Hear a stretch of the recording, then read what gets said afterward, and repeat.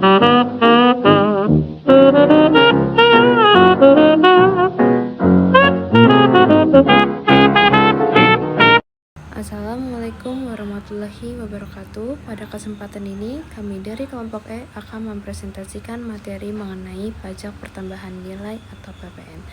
Dengan studi kasus pada PT Astra Grafia Experience Indonesia yang disusun untuk memenuhi tugas mata kuliah perpajakan yang diampu oleh Bapak Dian Berdiansyah Putra, SEMM, dan anggota kelompok kami yang terdiri dari Talita Firda Fauzia, Silmi Anizar, Wayana Zuara Udatujana, Zalfa Sofia, dan Amelia Dwi Cahyani. Selanjutnya di slide ini, kelompok kami akan menjelaskan pembahasan pertama, yaitu data pajak pada PT Astra Grafia Experience Indonesia yang mencakup data pajak keluaran dan pajak masukan sebagai dasar perhitungan PPN. Yang kedua, kami akan menjelaskan perhitungan pajak pertambahan nilai atau PPN yang dilakukan dengan mekanisme pengkreditan pajak masukan terhadap pajak keluaran sesuai ketentuan perpajakan.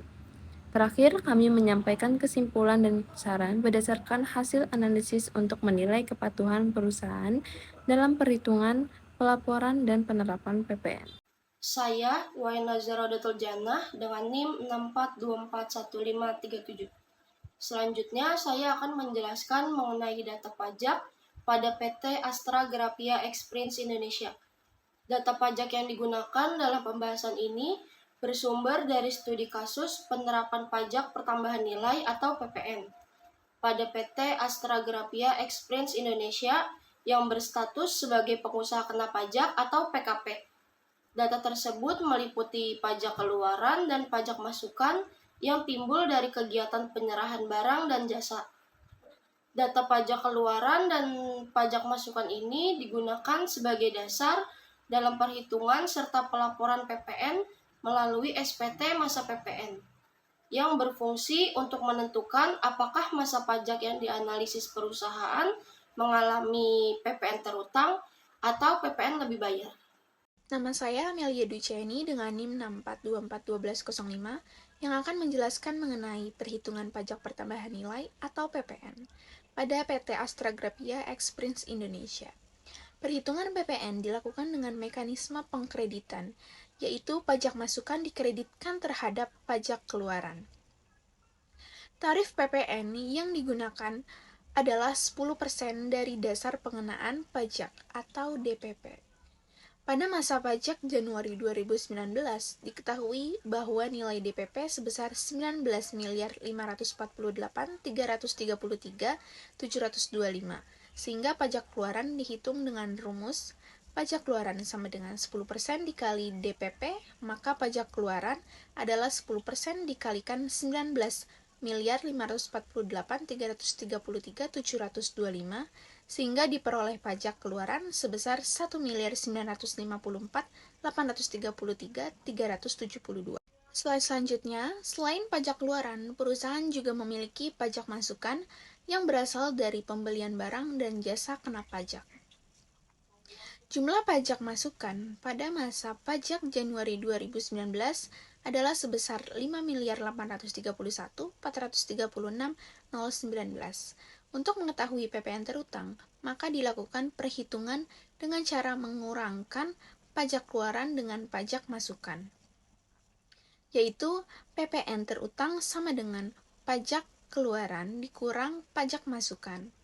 PPN terutang sama dengan 1.954.833.372 dikurang 5.831.436.019.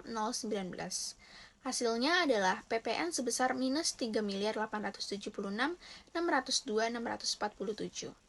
Nilai minus ini menunjukkan bahwa pajak masukan lebih besar dibandingkan pajak keluaran, sehingga perusahaan mengalami PPN lebih bayar.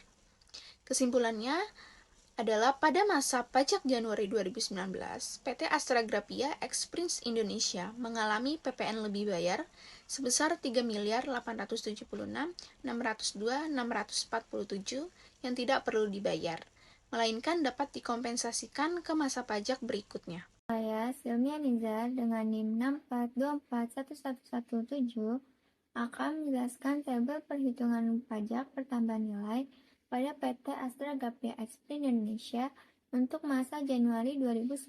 Dari tabel tersebut dapat kita lihat bahwa pajak keluaran perusahaan sebesar 1 miliar, sedangkan pajak masukan sebesar 5 miliar.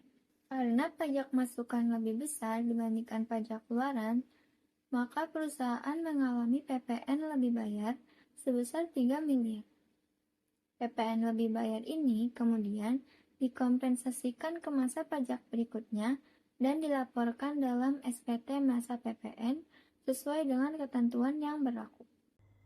Berdasarkan hasil analisis data pajak, dapat disimpulkan bahwa PT Astra Grafia Exprint Indonesia sebagai pengusaha kena pajak telah melaksanakan kewajiban pajak pertambahan nilai atau PPN sesuai dengan ketentuan perpajakan yang berlaku.